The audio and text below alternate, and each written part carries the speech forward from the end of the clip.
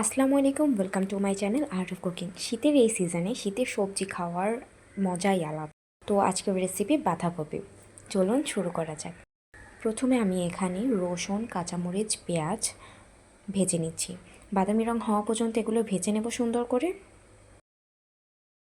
ভাজা হয়ে গেলেই এখানে দিয়ে দিচ্ছি আমি আগে থেকে কুচিয়ে রাখা বাঁধাকপি এবং দুটো গাজর দিয়েছি এখানে বাঁধাকপির সাথে, যাতে স্বাদটা আরও দ্বিগুণ বাড়ে।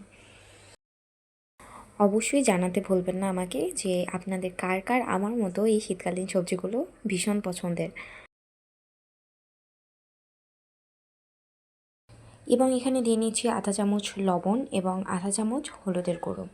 লবণটা অবশ্যই আপনাদের যে যার স্বাদ মতো দিয়ে নেবেন।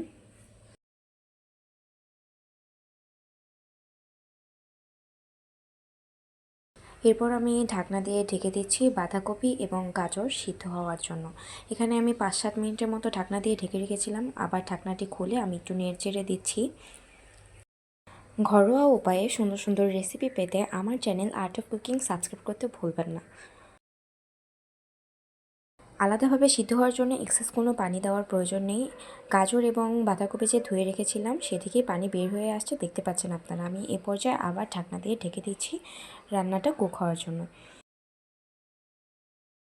আমি এখানে আগে থেকে আলাদাভাবে কিছু চিংড়ি মাছ ভেজে রেখেছিলাম, সেগুলো দিয়ে দিচ্ছি। আপনারা চাইলে পেঁয়াজ, কাঁচামরিচ, রসুন যখন ভাজবেন তখন এর সাথে চিংড়ি মাছটাও ভেজে নিতে পারেন।